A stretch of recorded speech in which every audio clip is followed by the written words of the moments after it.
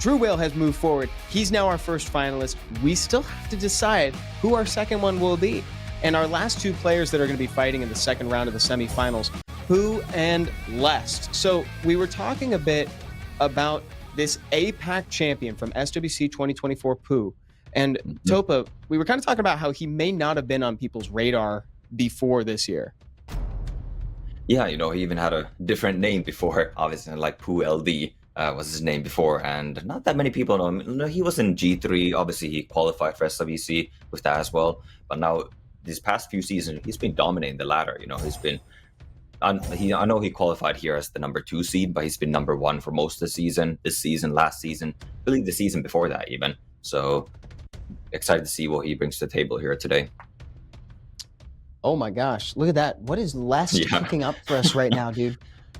He's got like a shot. Okay. Yeah, he has something like really cooking for us right now. Shahat, I think the name is, right? This is the one that deals with dots, I remember. Yep, and that seems to have stumbled Pooh a little bit here too. You know, he took a long time to take his first 2 picks there, but going for the Chandra and this, you know, the segment coming out again, we'll see how this one performs. Yeah, maybe this one will do a little bit better. Yeah, so Lest presenting a very debuff heavy comp. So this is kind of an invitation for Pooh to try to bring something like the famous counter picks if he wants. He takes a half measure, tries to go for turn 1 here again because he's now locked in the Etna and the Sekhmet. So he's really fiending for that turn 1. And he also brings the cleanse that Nikki offers Topa. Yeah, definitely. That, you know, the Efna pick, I'm not a huge fan of. There's already a fire unit on the side of Lest and the Tomoe, as well as the Hey Gang, which is a really strong counter against the Efna, preventing that turn 1 stun. And Nikki is a fine pick in my opinion, you know, providing that cleanse. Obviously, like as you mentioned, there's very heavy debuff team from Lest, and now he runs up with the immunity as well as another fire unit, you know, in the Villagel as well as the Elenoa. Yeah, so do you think that maybe the pick for the Etna was maybe signaling a ban on the Hey Gang? It might be, you know, but then like playing for that is really, really risky when the opponent still has 2 more picks, and now, you know, Pooh rounding it out with that Sonya and is really not letting his foot off the gas there, just going full steam ahead in that turn 1. And he decides instead to just kind of knock out the debuff comp right at its core. Just knock out the Tomoe, take out all of the spreading debuffs, take out the speed lead too, and just leave it with a res lead. Yeah, that's also the only attack bar reduction on the side of Lest here. So now, you know, the Nikki might be able to cut in. There's also no reset, so we'll see if the Nikki can capitalize here. That's a very good observation. Gets a lot of good damage in on the Elenoa. Of course, the stun is going to be cleansed up by the Hey Gang passive shortly after that. Gets the strip and 2 very clutch stuns there, Topa. Yeah, this is, as I mentioned, this is the issue of Efna into a Hey Gang. You know, you get that turn 1, but then you strip and stun something, and that's going to give a lot of bar to the opposing team. Exactly. You know, it's like maybe if we just wanted to do some damage, something else could have possibly been a better choice here. We'll have to see if Pooh sticks with this strat when he sees the Hey Gang in the future. He might choose to go away from it. Oh, and you hate to see it, dude. The stun, a Despair stun from a Despair Elenoa right there. And the segment doing the classic segment, just completely missing the reset. But, you know, I mean, Les is getting quite lucky here. There's a lot of Despair stuns coming through. That Nikki did not have a chance. Yeah, this is a lot. Yeah, Pooh never got an opportunity to actually get a strategy online, and that's it. I'd say that kill, that is Les securing round number 1, and now Pooh is gonna kind of gotta reassess a little bit. This is so like Les Topa. It's like every time I see him, he's cooking up something new. Yeah, definitely. You know, this is, I mean, I said that earlier against or about True Whale. So hard to prepare against him, but Lest is just that on another level. Because with True Will, you know, he's probably gonna play some of the strong meta units, but then with Lest, he creates the meta a lot of the time. You know, we've seen like after like this year's SWC, we've seen a lot of people playing more Jongnam that Lest busted on the SWC. Maybe partly due to seeing a buff, but last year it was very prevalent with the Chandra, Sekhmet, Charlotte that Les brought out, and you know, he's definitely cleans this up here and takes the first game. And I completely agree with what you said. I think if you wanted to call Lest, like if you wanted to give him some kind of title out there, I think it'd have to be something in line with like a pioneer. Like he's really out there trying to like push the meta forward. He's experimenting with different monsters, which kind of puts him in a weird spot because you realize that he's building the meta and then he's kind of deconstructing it. So now he's in a place where he's trying to counter what he has put into motion. So it's kind of a funny relationship, isn't it? Yeah, and I mean, you saw that with the first pick there as well. Already just picking out the win back, the Shahat first pick, and then Pooh. He took him 22 seconds. You know, I saw the clock. 22 seconds to pick his first two picks. So he was really just confused in what Les is doing, and that's definitely one of his greatest strengths here. Yeah, and I wouldn't blame him if he was like reading what he's doing, you know, because like, you know, that's not a monster that you encounter all the time. You know, we're familiar with seeing things like Asher out there, you know, instead the fire brother to Shahat instead. And now we see the pre-bans going out for round number 2 here. Oliver is going to take the pre-ban as well as the Hey Gang. And again, Topa, you shouted out the Hey Gang as a real problem point for Pooh in that last game, and it seems like he agrees. Yeah, I definitely do like the Hagen pre-ban there. You know, that was definitely a thorn in his side, just completely countering the F9. And honestly, after less cutting after that, like Pooh just didn't have a chance after. He barely got even turns. And and the silver and the Jongnam. This is the last staple of the year. This is what he brought to Worlds at SWC 2024 finals in Japan.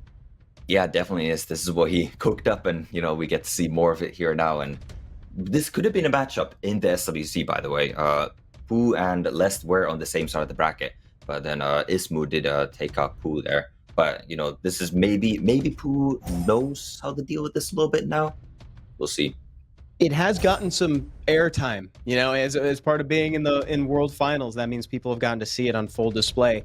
The silver with the massive speed lead, you know, everything that he can bring, as well as like the AOE suppress. It's kind of a cool unit. Yeah, definitely cool and unique unit. You know, another 33 speed lead there, and Les seems to know exactly what he's doing. He's picking super fast here, not giving Pooh like any time to think. You know, he only has his 30 seconds. He's really running the clock down here. And we'll see what he rounds out his draft here with. Whoa. The Fire Megumi. It's a very strong counter against the AoE units. I mean, it's not... I think it's a fine pick, especially getting that second speed lead. And, you know, Pooh also fighting for that turn 1. But then Shiwu does have that glancing that makes the Fire Megumi a bit less consistent. Yeah, that's true, because he's offering a stun, and then he's also got a pretty valuable skill 1 that applies both an attack break and a defense break. But he's really cycling attack bar, and he's a great speed lead option as well. Wrapping up a Juno in that last slot of the draft for Lest. That's a great choice. Offers the strip, can remove the bomb and the stun that Gianna's trying to apply to her. And you mentioned Lest is picking super fast. It's like he's not even replying to Pooh necessarily, except for maybe the Juno pick. He just seems to have a plan in his mind, and he's just carrying it out regardless of what his opponent's bringing. Yeah, I do really like the Juno pick here as well. You know, it's almost able to solo the entire team of Pooh here, honestly, especially with that Belgium ban. Now there's no sustain on the side of Pooh, so that Juno is, especially if it's built on Vampire. I think Vampire Juno would literally just completely solo this entire team. Wait a minute, that's a wild point. I think you're right. There's not a lot here that can deal the damage to her with no variance, right? Because Etna can do the damage. Etna can deal damage, but she's going to have that variance of glancing because of the off-element relationship. So it's like this is a situation where Juno could totally like just solo these 4 monsters. Yeah, it is not a Vampire Juno, so I have to assume that it's the more common Despair build here. But you know, that also dishing out a bunch of damage like this Efna is, as you mentioned, it's a volatile damage dealer against the Juno. But it's already lost about 40% of her health. And the glancing on top means no defense breaks are going to get applied. Look at this. She glanced on everybody. Ashir healing people up, and you also noticing that Pooh was kind of hesitant earlier to use skill 3. He's doing it now because I think Ashir's already kind of healed, and there's now a buff incentive so that she can strip it. Etna goes down. Yeah, that was super fortunate for Les, you know, that Escher hanging on for dear life with that 1 HP and then getting that heal off. So much value from the heal as well as the speed buff. And now Pooh is definitely on the back foot here, already losing that F9. You know, I mean, as I mentioned, this Juno is going to be a really difficult monster for him to deal with. That's going to be a thorn in Pooh's side for the rest of the game. He's throwing bombs out, but it's at this point where he's probably starting to think like, wait, how do I kill this Juno? Like that's kind of going in on his head right now. Yeah, he definitely recognized that. You know, he already did use that Gianna S1 on the Juno. Obviously, that does do some decent damage, especially if you're built on the additional damage and then no debuffs there. So trying to, you know, even more damage putting this Juno and actually doing pretty good damage. And this is where you got to go in on her. See, that's a slight thing. You kind of got. I think you kind of have to go in on the Juno at every opportunity you get. She's already going to be healing a little bit. As you just got to take what you can with all the anything that doesn't apply a debuff. Yeah, I agree. I think you can use the Gianna bombs to get rid of other units here, and then just throw all the, you know, the Gianna S1s and the Juno. But he's opting against that right now. Yeah, because now he's starting to realize too. It's like, again, you know, it's like really Gianna's skill 1 is the main thing that can combat this Juno. She's down, and now there's going to be a little bit of healing at the top of whatever this is. Oh my god, wait, Chandra has an opportunity.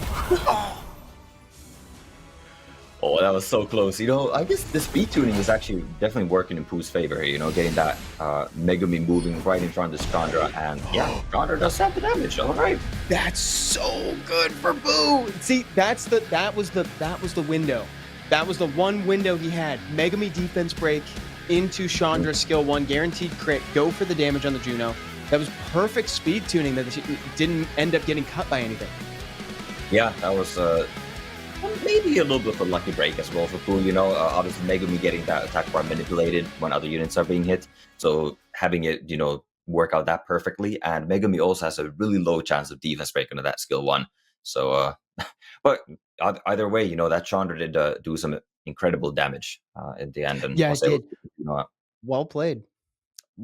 And also, I credit him for hanging on. You know, it's like, this is the Legend Tournament is not a place where you bottom left. You know, this isn't a place where you just quit the game before anything, right? You know, it's like you just kind of wait it out, see what anything could happen, right? When you have a counter pick of the quality of something like Juno, or if you have something that auto crits like a Chandra on the other side, you just wait and see what happens.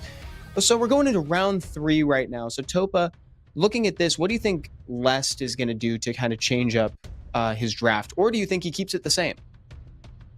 I really like Lest's draft. You know, he potentially has the Hagang available here as well, so might be just leaning towards that game 1 draft a bit more. But then I also did like that game 2 draft. You know, Pooh, I guess Pooh did have actually enough damage on his units, you know, take out that Juno in the end, and wasn't as phenomenal of a counter pick as I initially thought. But we'll see what they do here. Jongnam soaking up the pre-ban, and Gianna's out this time too. Les doesn't want to have to deal with that again, and I don't blame him. I don't blame him after that stint. Let's see, he's actually really considering this first pick. I think this is the longest we've seen Les take. And this might be longer. He's thinking longer about this first pick than he thought about the entire draft last game. So for real, I don't think we saw him take 20 seconds like this. No, not the segment. That's, dude. Oh, well, you know what? Maybe it'll do better.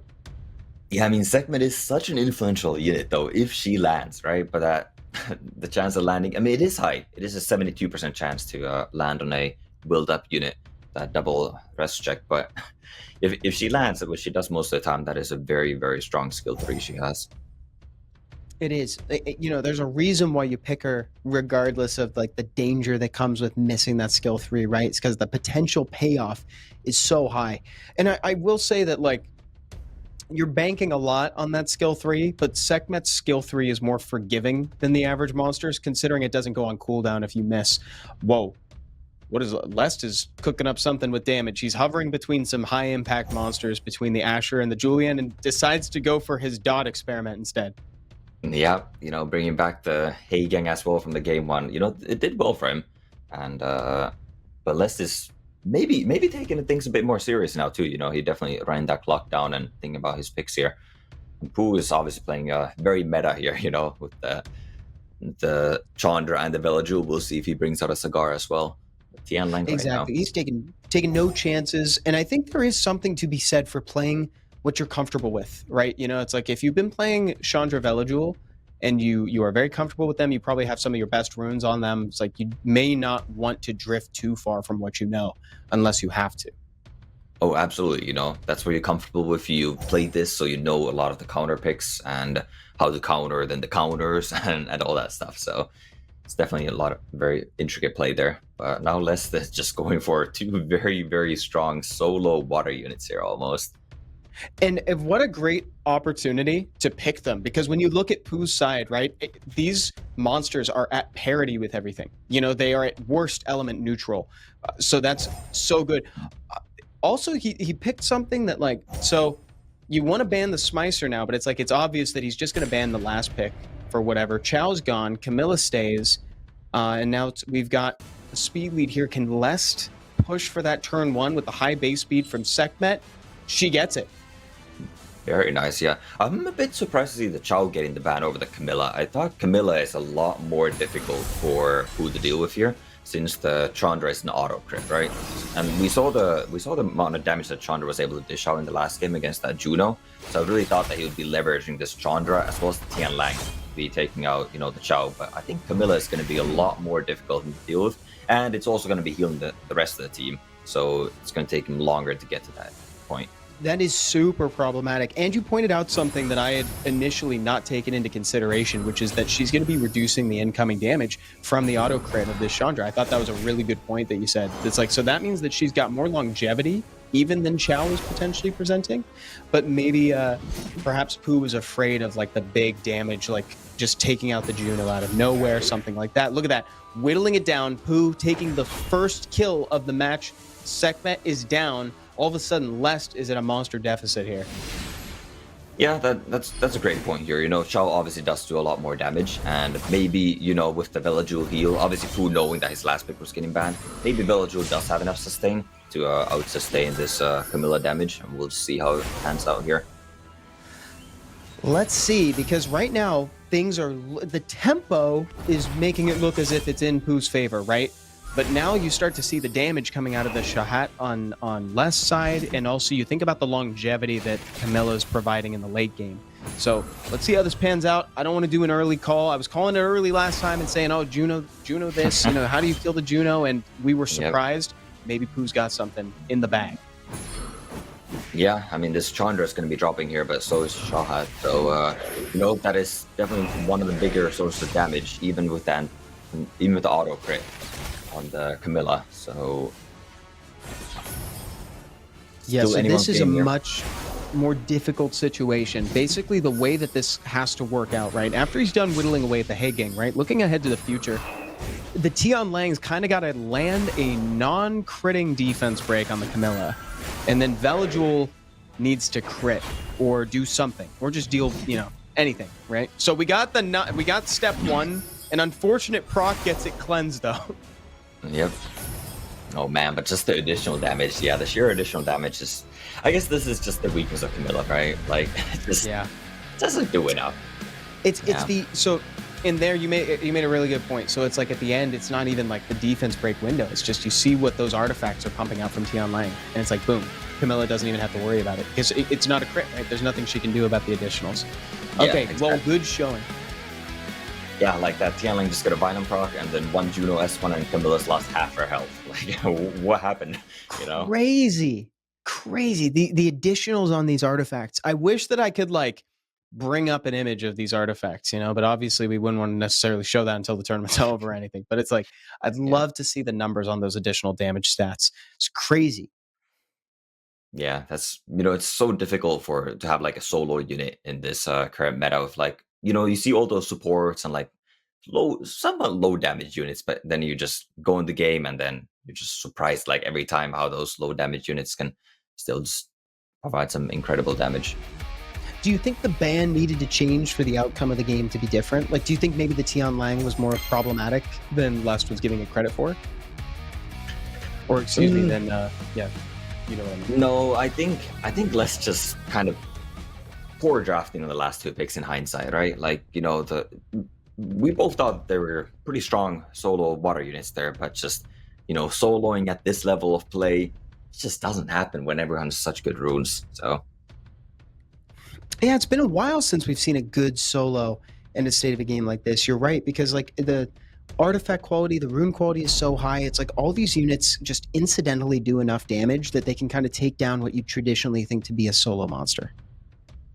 Yeah, that's like exactly what we saw. Even the Juno game, right? Like I was calling it like, ooh, Juno looks like she could solo here. And then Pooh just has the rune quality to say, no, no, it doesn't. Yeah. And then same in the last game, we said, ooh, Chow Camilla, maybe they can solo. And then just Maybe they're gonna. daughter shot. I'm gonna stop saying things can solo because you know what? I don't think it's gonna happen. I think what we're gonna need is just like outright synergy. Like maybe it would have been better if Les just kind of leaned into the debuff strat or something like that. Tried to bring the tome away. I don't know, something there. Well, we're going back to Silver and Jongnam because Jongnam's no longer pre-banned. Yeah, and Les definitely knew he wanted to pick that because that was lightning fast again. And now And that's when you know he's in the zone. Yep, Belajul is pre-banned from Pooh's side here, so he's down one comfort pick. We'll see. Probably gonna take the Gianna here. Yeah, and the Sekhmet for, Sekhmet has been working pretty well in this set between these two players. Yeah, very good call. We're not seeing like a Hagang or anything. I was anticipating a Hagang, but it seems like when Lest picks the Silver and the Jongnam, it's always followed by the Chiwu and the Eshir. So that's like his preferred style of play to support those first two picks. Yeah, well, the Hagen is in the pre-ban, so we won't be seeing him in this game. Oh, thank you. I didn't even notice that down there. That's my bad, chat. Yeah, this is actually the same exact draft from the game too. So we'll see. Last time was the Juno last pick that I really liked, but didn't work out in the end. So we'll see. Maybe, as you mentioned, you just gotta pick a more cohesive team altogether. But Les is going back to it. Oh, he goes back to the counter pick. But he's really considering this Juno, right? Because she didn't exactly live up to expectations last time. But it does. Again, I'm stuck, Topa. I don't know. It looks like a not bad situation for Juno. Like if I was in the spot, I'd be picking Juno too. But I don't know. What are your thoughts?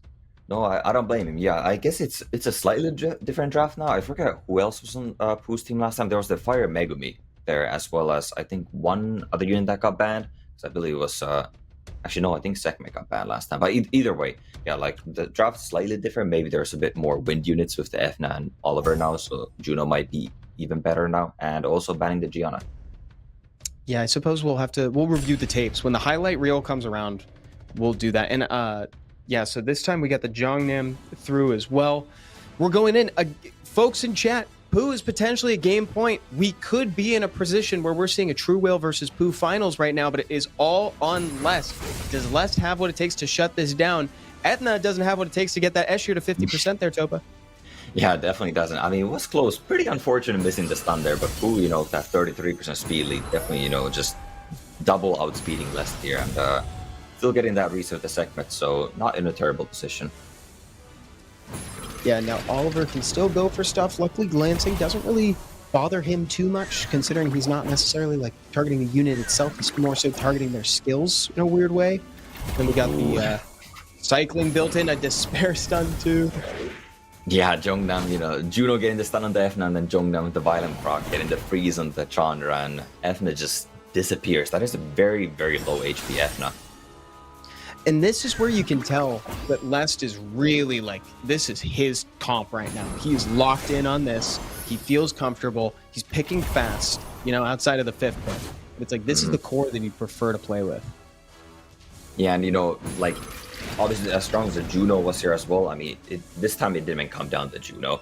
Like, this game is looking to be quite over at this point, The Oliver is nearly down. There's no sustain. There's the Hug.